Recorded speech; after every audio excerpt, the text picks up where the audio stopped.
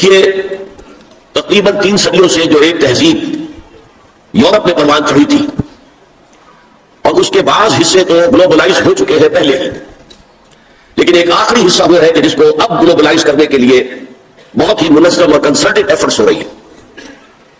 اصل میں فکر انسانی کو توہمات کے چنگل سے نکالنا اور استخراجی منطق، ڈیڈکٹیو لاجک کی تنگنائیوں میں سے باہر نکالنا، یہ کام اسلام اور قرآن کا ہے۔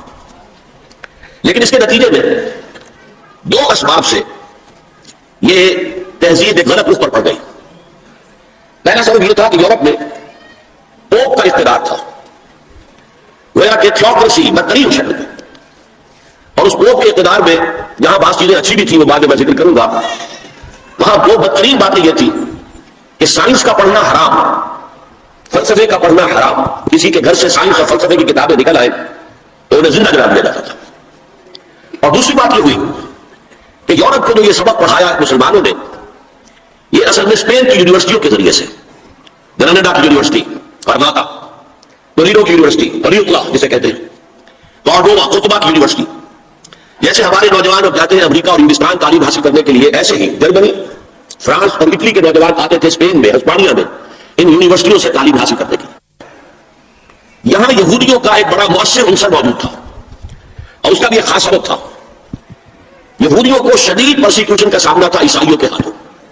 بات سمجھ میں آتی ہے، عیسائی جسے خدا کا بیٹا کہتے ہیں اسے یہودی کہتے ہیں ولد الزنا، باسٹرڈ، جادوگر، مرتد، والد القتل، اور سولی پر چڑھایا۔ تو ظاہر ہے کہ اس قدر فرق ہے، اتنا تضاد ہے کہ بات سمجھ میں آتی ہے کہ سن 300 عیسوی میں جب کانسٹنٹائن جو قیصر روم تھا اس نے عیسائیت اختیار کی اور اس کے ساتھ پوری رومن امپائر عیسائی ہو گئی، تو اب عیسائیوں نے یہودیوں کے اوپر مظالم ڈھانے شروع کیے کہ تم ہمارے جنہیں ہم خدا کا بیٹا کہتے ہیں، تم ان کے بارے میں یہ بات کرتے ہو، تم نے انہیں سولی پر چڑھایا۔ بدترین پرسیکیوشن پورے یورپ میں، ان کے گھیٹوز علیحدہ ہوتے تھے، شہروں میں آباد ہونے کی اجازت نہیں تھی۔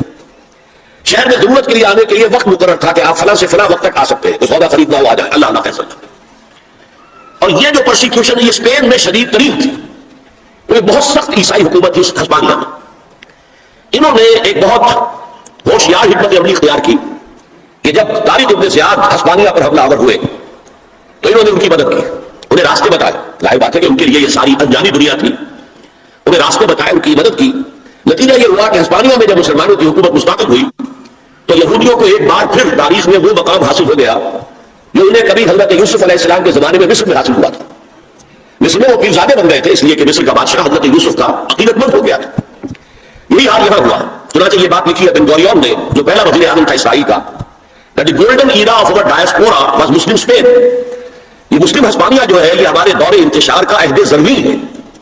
یہ دور انتشار کا شروع ہوا تھا 70 عیسوی میں، جب ٹائٹس رومی نے یروشلم میں ایک دن میں 1,33,000 یہودیوں کو قتل کیا تھا۔ انہوں نے جو ہیکل سلیمانی دوسری مرتبہ بنایا تھا جسے سیکنڈ ٹیمپل کہتے تھے، اسے منہدم کیا، ختم کیا، اور انہیں فلسطین سے باہر نکال دیا۔ اب جہاں سنگ سماج کھڑے جاؤ، یہاں تمہارے رہنے کا کوئی امکان نہیں۔ تو یورپ میں چلے گئے، ایشیا میں آ گئے، افریقہ میں چلے گئے، اس کو وہ کہتے ہیں ڈایاسپورا، ہمارا دور انتشار۔ تو اس دور انتشار کا عہد زرعی مسلم اسپین ہے۔ اب وہاں انہوں نے جو انہیں حیثیت، ایک وقت میں وہاں اسپانیہ میں مسلمانوں کی حکومت میں بنو امیہ کی حکومت تھی، وزیر اعظم بھی یہودی تھا، اتنی انہیں حیثیت حاصل۔ انہوں نے جو 2 سبق اسلام پڑھا رہا تھا ان نوجوانوں کو کہ جو جرمنی سے، فرانس سے اور اٹلی سے آ رہے تھے، ایک حریت، آزادی، کوئی انسان دوسرے انسان کا محکوم نہ ہو، کوئی قوم دوسری قوم کی محکوم نہ ہو، انسان کو حق حاصل ہو حکمرانوں کو چیلنج کرنے کا، ان سے جواب طلبی کا۔ یہ سبق جو خلافت راشدہ نے دنیا کو پہلی دفعہ دیا تھا، انہوں نے اس میں مزید مرچ مسالہ لگایا۔ یہ حریت، آزادی، مادر پدر آزادی، خدا سے آزادی، شریعت سے آزادی، اخلاقی اصولوں سے آزادی۔ نمبر 2 جو اسلام نے سبق دیا تھا مساوات کا، کہ تمام انسان پیدائشی طور پر برابر ہے، گورے ہو، کالے ہو، پیلے ہو، لال ہو، کسی رنگ کے ہو، کسی نسل کے ہو، کسی علاقے میں رہتے ہو، کسی نام نقشے کے ہو، اور مرد ہو یا عورت ہو، پیدائشی طور پر سب برابر ہیں، ان میں کوئی فرق نہیں۔ یہ نوٹ کر لیجیے، اسلام میں مرد اور عورت کے درمیان ایک فرق ہے، لیکن وہ کہاں ہے؟ جب ایک مرد اور ایک عورت شادی کے بندھن بن جائے اور ایک خاندان کی بنیاد ڈالے تو خاندان کے ادارے کا سربراہ مرد ہوگا۔ اور یہ ظاہر بات ہے، جو ابوجا کی طرح کی بات ہے کہ کسی ادارے کے 2 سربراہ نہیں ہو سکتے، ایک سربراہ، اس کے نیچے آپ اسسٹنٹس، ڈپٹیز جتنے چاہے رکھیں۔ کسی بھی فرم کا مینیجنگ ڈائریکٹر ایک ہوگا، ڈائریکٹر 10 رکھے، 20 رکھے، 50 رکھے، 2 برابر کے اگر سربراہ ہو گئے تو فساد ہی فساد ہوگا۔ تو یہ انتظامی برتری ہے جیسے دفتر میں ایک چپراسی ہے اور ایک دفتر کے اندر افسر بیٹھا ہے، ان میں فرق ہے، لیکن ویسے یہ دونوں برابر ہیں انسان ہونے کے ناطے، اور سیاسی اعتبار سے ایک ووٹ افسر کا ہے، ایک ہی اس کے چپراسی کا ہے، ایکول۔ تو انتظامی طور پر مرد کو فوقیت دی گئی ہے عورت پر، لیکن جو شرف انسانیت ہے، ہیومن آنر ڈگنیٹی، یہ برابر شیئر کرتے ہیں، ان میں کوئی فرق نہیں۔ یہ سبق پڑھایا اسلام نے، انہوں نے اس کو آگے بڑھایا، مرد اور عورت بالکل برابر ہے، بالکل برابر ہے، ایک جیسے کام کر سکتے ہیں، کندھے سے کندھا ملا کر کام کر سکتے ہیں، دو مرد آپس میں شادی کر سکتے ہیں، دو عورتیں آپس میں شادیاں کر سکتی ہیں۔ یہ سارا در حقیقت دنیا میں جو فساد پیدا کیا یہ یہودیوں نے، اور یہاں سے وہ سمجھیے کہ جیسے دریا چل رہے تھے علم کے، حکمت کے، اسپانیہ کی یونیورسٹیوں سے، خاص طور پر یورپ کے 3 ممالک میں، سینٹرل یورپ جسے کہتے ہیں، فرانس، جرمنی اور اٹلی، تو اس میں سیاہی گھولتا رہا یہ یہودی طبقہ۔ کون سیاہی گھول رہا ہے؟ وقت کے بہتے دریا میں، دریا کا صاف اور پاک پانی آ رہا تھا، اس میں سیاہی گھولی یہودیوں نے۔ اس کے نتیجے میں جو لبرلزم پیدا ہوا، آزادی، وہی جو آج ہمارے یہاں آتا لبرل اسلام، ماڈریٹ اسلام، لبرل اسلام، یہ لبرلزم یہودیوں کی پیداوار ہے، اور اس کے ذریعے سے انہوں نے عیسائیوں سے بھرپور انتقام لیا۔ اس نے 3 شکلیں اختیار کی۔ یہ علم جو تھا، جب پوپ کی طرف سے آزادی ہو گئی، اب سائنس پڑھنی شروع کر دی لوگوں نے، فلسفہ بھی پڑھ رہے، بڑے بڑے فلسفی پیدا ہو گئے، بڑے بڑے سائنسدان پیدا ہو گئے، سائنس کے نتیجے میں ٹیکنالوجی آ گئی، تو ظاہر بات ہے کہ اس سے یورپ کے اندر ایک پاور پوٹینشیل ڈیولپ ہو گیا، طاقت، قوت۔ لیکن یہ علم جو تھا یہ یک چشمی تھا، جیسے ہم کہتے ہیں دجال کی ایک آنکھ۔ اللہ نے انسان کو 2 آنکھیں دی تھی علم کے ضمن میں، ایک تم اپنے حواس ظاہری سے اور عقل سے علم حاصل کرو۔ کسی شخص نے دیکھا ہوگا ہمارے آباء و اجداد میں سے کہ کوئی چٹان نیچے گری، نیچے بھی پتھر ہی تھا، ایک شعلہ نکلا، انہوں نے دیکھا یہ کیا ہے، پھر اس نے 2 پتھر اپنے ہاتھ میں لے کے زور سے ٹکرائے، خونی شعلہ پیدا ہو گیا، تو آگ ایجاد ہو گئی۔ اس سے پہلے وہ صرف پھلوں پر گزارا کرتا تھا، پھولوں پر گزارا کرتا تھا، یا کوئی کچا گوشت کھاتا تھا، آگ تو تھی نہیں، تو یہ بہت بڑی شے تھی کہ جو پیدا ہو گئی۔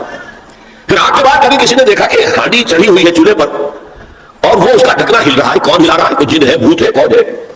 بعد میں معلوم ہوا کہ اس کے نیچے جو سٹیم پیدا ہو رہی ہے، بھاپ، اس بھاپ میں یہ طاقت ہے کہ وہ ہلا رہی ہے، لہذا سٹیم جو ہے سیکنڈ سورس آف انرجی ایجاد ہو گئی۔ اب وہ سٹیم انجنز بن گئے، ریلیں چلنے لگی، دوڑنے لگی۔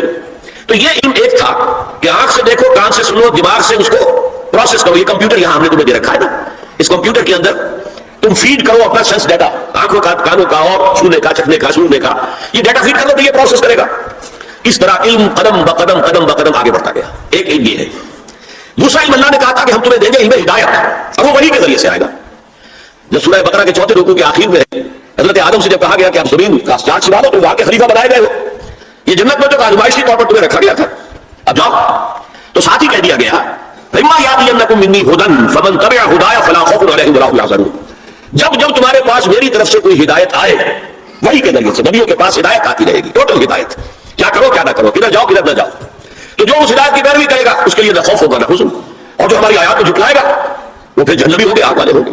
تو یہ 2 آنکھیں دی تھی اللہ نے، یورپ نے ایک آنکھ بند کر لی، آسمانی ہدایت سے وہ موڑ لیا، ایک آنکھ پوری کھول دی، دیکھو، سنو، نتیجہ نکالو، کمپیوٹر سے پروسیس کرو، آگے بڑھو، فورسز آف نیچر کو کانکر کرو، ہارنس کرو، ایکسپلائٹ کرو، انہیں استعمال کرو، آگے بڑھتے چلے جاؤ۔ تو اس کو میں کہہ رہا ہوں یک چشمی علم، ایک آنکھ والا کانا علم ہے یہ، اس لیے کہ دوسرا جو علم ہدایت تھا وہی کا، اسے انہوں نے آنکھ بند کر لی۔ اس نے دنیا کے اندر طاقت پکڑ کر وہ جو کچھ یہودیوں نے یورپ میں داخل کیا تھا اسے گلوبلائز کر دیا۔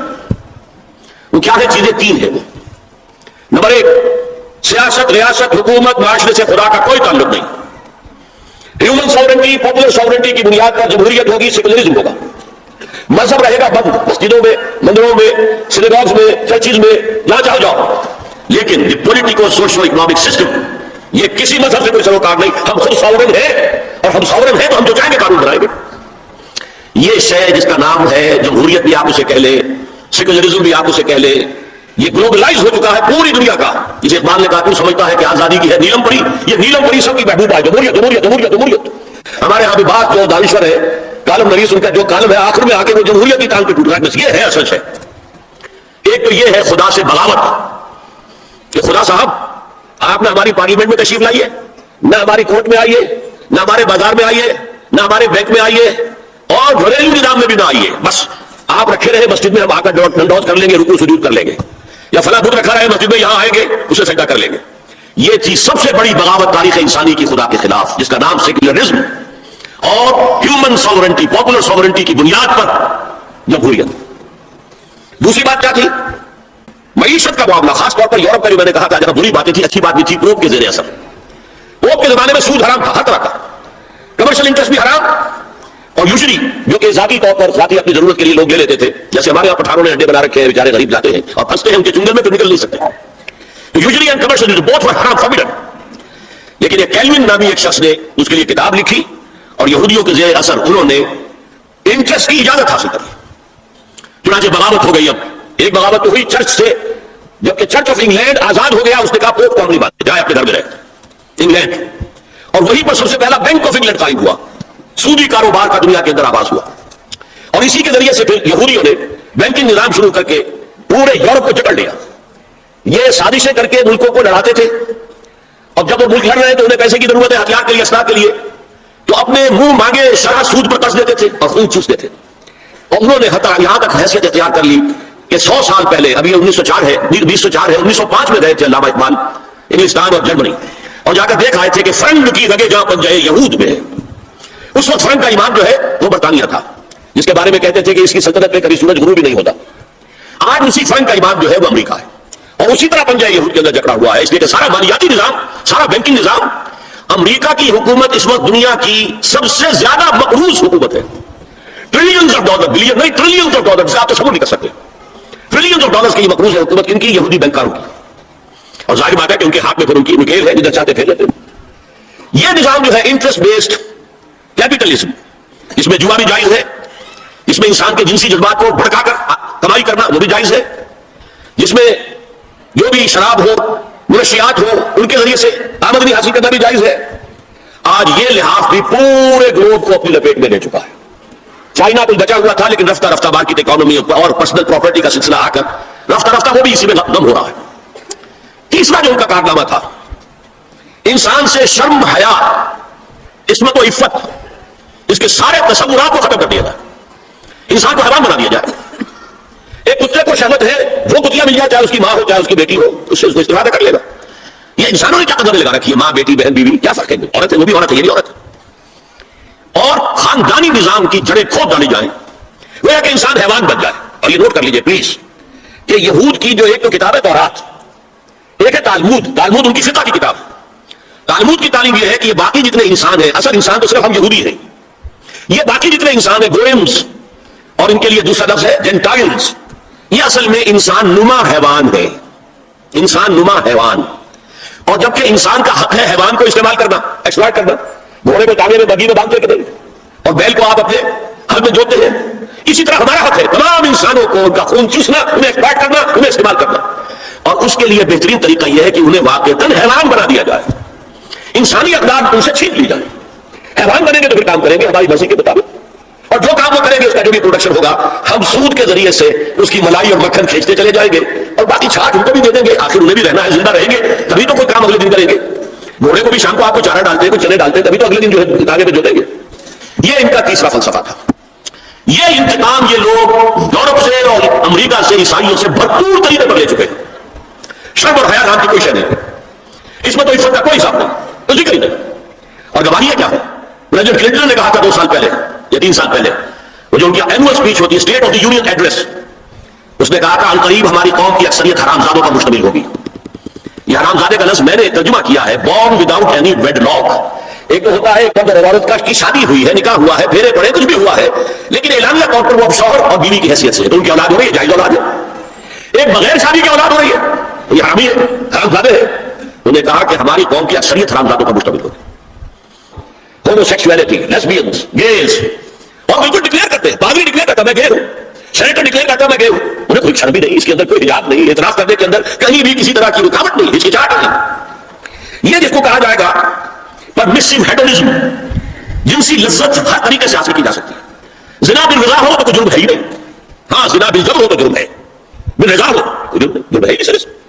सारी अखलाकी अक़दार को इस तरीके से उन्होंने मलियामेट कर दिया है। अलबत्ता अभी यह तीसरा मामला कुछ आलम इस्लाम की हद तक अभी पूरा उनका प्रोग्राम मुकम्मल नहीं हो सका। हमारे यहां अभी कुछ खानदानी निजाम की बुनियादें बाकी है, कुछ वालिदैन का अदब है, उनकी इज्जत है, उनकी खिदमत को इंसान अपने लिए सादत समझता है। बीवी और शौहर के दरमियान मोहब्बत, उल्फत, बाहमी एतमाद की कुछ फिजा है, खानदानी निजाम है। अगर तेजी से बिगड़ रहा है निजाम हमारा, और हमारा लीड तबका ऊपर का जो है वो बगली पे चस्पर जा चुका है, लेकिन हमारी मिडिल क्लासेस में, लोअर क्लासेस के अंदर अभी कुछ अक़दार है शर्म की, हया की, इस्मत की, इफ्फत की। अब पूरा जोर طریقے پر مہم چلا رہے ہیں کہ مسلمان ممالک سے بھی یہ ساری اقدار ختم کر دی جائے. چنانچہ نوٹ کیجئے قرآن مجید میں 2 جگہ پر اللہ تعالیٰ نے اہل مکہ کو وارن کیا تھا. اولم یروا انا ناتی الارض ننقصها من اطرافها. کیا یہ قریش دیکھ نہیں رہے کہ ہم رفتہ رفتہ ان کی طرف بڑھ رہے ہیں, چاروں طرف سے ان کے گرد ہمارا گھیرا تنگ ہوتا جا رہا ہے, ان کے گرد جو قبائل آباد ہیں وہ ہمارے حلیف بنتے جا رہے ہیں. یہ سورہ رات کی آیت ہے اور اسی طرح سورہ انبیاء میں ہے افلا یرون انا ناتی الارض ننقصها من اطرافها. تو اسلام گھیرا تنگ کر رہا تھا رفتہ رفتہ کچھ سارے مکہ کے گرد. آج یہ برعکس ہے کہ یہ مغرب جو حوثیوں کی سازش کے تحت اور امریکہ کی عظیم قوت کو استعمال کرتے ہوئے سول سپریم پاور آن ارتھ آج یہ ہمارے گرد گھیرا تنگ کرتے چلے آ رہے ہیں کہ ہمارا معاشرتی نظام بھی تلپٹ ہو جائے, درہم برہم ہو جائے, ہماری اقدار بھی ختم ہو جائے, ہمارے ہاں بھی عورت مرد بالکل برابر ہونے کی مدعی ہو کر میدان میں آ جائے, عورت مرد بن جائے, مرد عورت بن جائے, مردوں کی شادیاں ہو جائیں کہ ایک مرد شوہر اور ایک مرد بیوی اور رجسٹر ہو جائے شادی. لیسبینز کی شادیاں ہو جائیں کہ ایک عورت شوہر ایک عورت بیوی اور رجسٹر ہو جائے.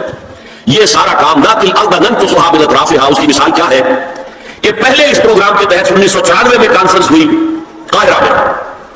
عرب ورلڈ کا وہ مرکز ہے اس لیے کہ عربوں میں تعلیم کے اعتبار سے, ٹیکنالوجی کے اعتبار سے سب سے آگے مصری ہے. تو یہ چونکہ ان کا ثقافتی اعتبار سے امام ہے, وہاں جا کر انہوں نے ڈیرا لگایا اور ان افکار کی اور ان نظریات کا پرچار کا معاملہ کیا. دوسری 1 سال کے بعد کانفرنس کر دی بیجنگ میں تاکہ ادھر سے اور ایک اور طرف سے گھیرا ڈالا جائے اور عالم اسلام کا جو یہ حصہ ہے ایشیا کا اس کے اوپر اثر انداز ہوا جائے. اور اس کے بعد بیجنگ +5 کانفرنس ہوئی ہے اور یہ ہوئی ہے United Nation Assembly, United Nation Organization کی جنرل اسمبلی کے تحت, اور یہ ہوئی ہے جون سن 2000. اب اس میں جو بھی ایک پرچہ تیار کیا گیا تھا ایجنڈے کے طور پر, اس میں جو سفارشات تھی وہ میں آپ کو بتا رہا ہوں. امپیکٹ ایک سارا نکلتا ہے لندن سے, اس سے میں نے یہ چیزیں لی تھی اور انگریزی ہی میں ہم نے ایک دفعہ بڑی تعداد میں اس کو شائع کر کے تقسیم بھی کیا تھا. لیکن اس میں میں صرف آپ کو یہ بتا رہا ہوں کیا فیصلے تھے, کیا کرنا ہے. نام اس کا کیا تھا کانفرنس کا, women 2000 gender equality development and peace for the 21st century. Preparatory document میں نمبر 1 ہومو سیکسولیٹی کو نارمل سیکسول اورینٹیشن قرار دیا جائے. کوئی جرم نہیں ہے مرد مرد سے شہوت داری کرے, عمل قوم لوط یہ کوئی جرم نہیں, کوئی حرام نہیں, کوئی بری شے نہیں, نارمل اورینٹیشن ہے, یہ مزاج ہے. ایک شخص جو ہے عورت سے اپنی خواہش پوری کرنا چاہتا ہے, ایک مرد سے کرنا چاہتا ہے, تمہیں کیا اعتراض ہے. ہومو سیکسول میرجز کو تسلیم کیا جائے, جو تسلیم ہو رہا ہے. یورپ کی کئی ریاستوں میں رجسٹریشن شروع ہو چکی ہے, امریکہ کی, یورپ میں تو پہلے سے ہے, اسکینڈینیوین ملکوں میں پہلے سے موجود ہے. نمبر 3 عورتیں گھر کا کام کاج کرنے سے انکار کر دیں یا اس پر ویج طلب کریں, مزدوری طور پہ محنت ہوتا کام کریں. یہ چولہا جھونکنا, یہ روٹی پکانا, برتن دھونا, یہ اس کے لیے ہمیں مجھے چاہیے لیبر. نمبر 4 عورتیں حمل اور وضع حمل کی جو تکلیف برداشت کرے اس میں بھی شوہر سے اجرت لے. نمبر 5 اگر کسی وقت کسی عورت کی طبیعت آمادہ نہ ہو ہم بستری کے لیے اور شوہر مجبور کرے تو اسے میریٹل ریپ قرار دیا جائے. یہ زنا بالجبر ہوگا جس کی سزا دی گئی. شوہر اور بیوی کا معاملہ ہے, اس بیوی کی طبیعت کسی وجہ سے آمادہ نہیں ہے اور شوہر انسسٹ کر رہا ہے تو یہ میریٹل ریپ, شادی شدہ لوگوں کے مابین زنا بالجبر شمار ہوگا. نمبر 6 پروسٹیٹیوشن کو ایک باعزت پیشہ مانا جائے اور ان کو پروسٹیٹیوٹس نہ کہا جائے بلکہ سیکس ورکرز, سیکسول ورکرز. جیسے مرد ہے وہ اپنی جسمانی قوت استعمال کر رہا ہے, وہ اب چلا رہا ہے, رسی چلا رہا ہے, یا وہ کہیں اینٹیں ڈھو رہا ہے, کوئی اور دماغی سے استعمال کر رہا ہے, ڈاکٹر بیٹھا ہے اس نے لکھا ہے فیس لے رہا ہے, عورت بھی اپنے جسم کے عضو کو استعمال کر رہی ہے تو وہ سیکسول ورکر ہے اور وہ پیشہ ہے اور وہ باعزت ہے, اس پر قتل کوئی قدر نہ ہو. 7 وراثت اور طلاق میں بالکل برابری, کوئی فرق. اب یہ خاص چیز تو معلوم ہوتا ہے کہ اسلام ہی کو ہدف بنا کر انہوں نے ایجنڈے میں شامل کیا ہے. اس کا نام ہے سوشل انجینئرنگ, معاشرتی تعمیر نو. پرانی تعمیر جو مولانا روم نے کہا تھا کہ اگر کوئی پرانی عمارت ہے نئی بنانی ہے تو پہلے گرانی پڑے گی. اولا تعمیر ویرا کنن, تو پہلی تعمیر گرائیں گے تو دوسری بنے گی. لہذا یہ سارا سٹرکچر جو ہے سوشل, یہ ختم کر کے یہ نئی سوشل انجینئرنگ ہے جو ہمیں کرنی ہے اور اس کا سب سے بڑا ٹارگٹ عالم اسلام. اب اس میں دوسری بات سنیے, یہ کام تو سن 2002 سے بلکہ اس سے پہلے 94 میں, پھر 95 میں, پھر 2000 میں, یہ 3 کانفرنس ہوئی. ایک اب نیا آیا ہے شوشا, اور وہ کیا ہے, رینڈ کارپوریشن ہے امریکہ کی ایک بہت بڑا تھنک ٹینک, سب سے بڑا, سب سے اونچا. اس کی سفارشات جو ہے وہ محکمہ دفاع کو جاتی ہے, خارجہ محکمے کو جاتی ہے, اور ان تھنک ٹینکس کے مشوروں پر اور تجاویز پر لوگ عمل کرتے ہیں. حکومت جو ہے ان کو غور سے دیکھتی ہے, عمل کرتی ہے. اب انہوں نے مسلمانوں کا تجزیہ کیا ہے کہ مسلمان 4 قسم کے ہیں, سب ایک طرح کے نہیں ہیں. بہت غور سے سننے کی بات ہے, 80 صفحات کی رپورٹ ہے, جن حضرات کے پاس ہے انٹرنیٹ وغیرہ کا نکال سکتے ہیں, پڑھے پوری کی پوری. میں خلاصہ دے رہا ہوں. کہتے نمبر 1 ہے فنڈامنٹلسٹ, اور فنڈامنٹلسٹ وہ ہیں کہ جو اسلام کو صرف مذہب نہیں دین سمجھتے ہیں، تو یہ سمجھتے ہیں کہ اسلام صرف عقیدے، عبادات اور رسومات کا نام نہیں ہے، بلکہ اسلام ایک پولیٹیکل سوشو اکنامک سسٹم ہے، ایک نظام ہے، اجتماعی نظام ہے۔ کہا یہ ہمارے دشمن نمبر 1 ہے، انہیں ہم نے ہر قیمت پر ختم کرنا ہے۔ They are the biggest challenge to our civilization, our culture, our system، ہماری تہذیب ان کے سب سے بڑے دشمن ہیں۔ نمبر 2 ٹریڈیشنلسٹ ہے، روایت پسند۔ یہ ہمارے علماء جو قال اللہ قال رسول میں ہے، فقہ حنفی پڑھ رہے ہیں، یا کوئی اہل حدیث ہے تو کچھ اور چیز پڑھ رہے ہیں وغیرہ وغیرہ، ان کا اصل جو مشورہ ہے وہ دارالعلوم ہے، پڑھنا پڑھانا ہے، مساجد میں خطبہ دینا ہے، امامت کرانی ہے، اس سے آگے کا ان کے سامنے خود تو کوئی کانسیپٹ نہیں ہے، لہٰذا یہ ہمارے لیے خطرناک نہیں ہے، they are no challenge to us۔ لیکن اگر کبھی وہ فنڈامنٹلسٹ کے ساتھ مل گئے تو پھر بہت خطرناک ہے۔ کیوں؟ ان کے پاس عوام تک رسائی کا بہت بڑا ذریعہ ہے، ہر جمعے کو ایک اجتماع ہو رہا ہے، جلسہ ہو رہا ہے، چھوٹی سی جلسی کرنی ہو تو ہزاروں روپیہ خرچ کرنا پڑتا ہے، اشتہار ہے، پوسٹر ہے، فلاں ہے، چاہے وہ چھوٹی سی جلسی ہو، اور یہاں لوگ چلے آ رہے ہیں نہا دھو کر، کپڑے بدل کر، اچھے عطر بھی لگا کر آ رہے ہیں، کچے دھاگے سے بندھے ہوئے، تو ان کے پاس تو بڑا ذریعہ ہے۔ یہ اگر فنڈامنٹل کے ساتھ مل گئے تو بہت خطرناک ہے۔ لہٰذا ان کے لیے تو یہ ہے کہ اولا تو ان کو ایک دوسرے سے دور رکھو، اور جو ٹریڈیشنلسٹ ہیں انہیں اپنے باہمی جو مسلکی اختلافات ہیں، فرقے وارانہ اختلافات ہیں، ان کے اندر بزی رکھو، شوشے چھوڑتے رہو تاکہ وہ اسی بحث کے اندر مناظرے بازی میں لگے رہیں۔ تیسرے انہوں نے کہا ماڈرنسٹ ہیں، یہ وہ لوگ ہیں کہ جو اسلام کی ایک تعبیر جدید کر رہے ہیں اور اسے ہماری تہذیب کے ساتھ ہم آہنگ کمپیٹیبل بنا رہے ہیں۔ ان کی مدد کرو، انہیں سپورٹ کرو، انہیں پیسہ دو، اور ان کے لیے خاص طور پر پرنٹ اور الیکٹرانک میڈیا میں ان کی اپیئرنس کا بندوبست کرو۔ اسی ان کے پاس کوئی اور ذریعہ تو ہے نہیں، ان میں سے کسی کو کوئی مسجد میں خطیب بنا کر تو نہیں کھڑا کرے گا، بلکہ داخل بھی نہ ہو سکے شاید وہاں، تو ان کے لیے ذریعہ چاہیے تاکہ عوام تک پہنچے۔ آج کا سب سے بڑا ذریعہ ٹیلی ویژن ہے، لاؤ اس کو، اور انگریزی پریس ہمارا خاص طور پر جو ہے ان کا اعلی کار ہے۔ ان کے لیے یہ ہے کہ ان کی مدد کرو، سپورٹ کرو، اور انہیں پرنٹ اور الیکٹرانک میڈیا کے اندر انہیں ایکسپوژر دو۔ چوتھا کہتے ہیں وہ ہے سیکولرسٹ، پہلے ہی سے ہمارے ہیں، ہماری جیب میں ہے، وہ تسلیم کر چکے ہیں، ہضم کر چکے ہیں کہ نظام کا، زندگی کے نظام کا کوئی تعلق مذہب سے نہیں ہے، مذہب نام ہے عقیدے کا اور عبادات کا اور رسومات کا۔ تو یہ تو ہمارے ہی ہے کہ گویا کہ 2 جمع 2 تقسیم ہو گئی، 2 کو سپورٹ کرو، مدد دو، اور 2 کو سپریس کرو، اور ان دونوں کو ایک دوسرے سے دور رکھو، اور جو ٹریڈیشنلسٹ ہے، روایت پسند، انہیں ان کے اختلافات میں الجھا رکھو۔ یہ ہے پالیسی جس کے تحت آج ایسی باتیں آپ کو اپنے الیکٹرانک میڈیا سے، ٹیلی ویژن سے سننے میں آ رہی ہے، اور بڑے بڑے دانشور ہیں جو کہہ رہے ہیں شراب اسلام میں حرام نہیں ہے، شراب پی کر دھت ہو جانا، بالکل مدہوش ہو جانا حرام ہے۔ آپ کو معلوم ہے کہ وہاں بھی کہا جاتا ہے ڈرنکرز وہاں بھی پسند نہیں کیے جاتے، اتنے پینے والے کے ہوش کھو دیں، مغرب میں بھی پسندیدہ نہیں ہے، لیکن وہ کہتے ہیں کہ اصل شراب حرام نہیں ہے اسلام میں۔ اور آپ کو معلوم ہے، میں نام نہیں لینا چاہتا، یہ ہماری بدقسمتی ہے کہ علامہ اقبال کے فرزند ہیں جنہوں نے یہ بات کہی، پھر انہیں کہ ایک اور ہم نام انہوں نے شوشہ چھوڑا، اسلام میں پردہ نہیں ہے، قرآن میں پردہ نہیں ہے۔ یہ تو ایک وقت کی سوشل ضرورت تھی، ایک خاص وقت کی ضرورت تھی جس کے تحت کچھ احکام دیے گئے، ورنہ یہ تو مستقل احکام نہیں ہے۔ یہ ہے وہ صورتحال کہ جس کی بنا پر میں نے آج اس موضوع کو اپنے لیے اختیار کیا ہے۔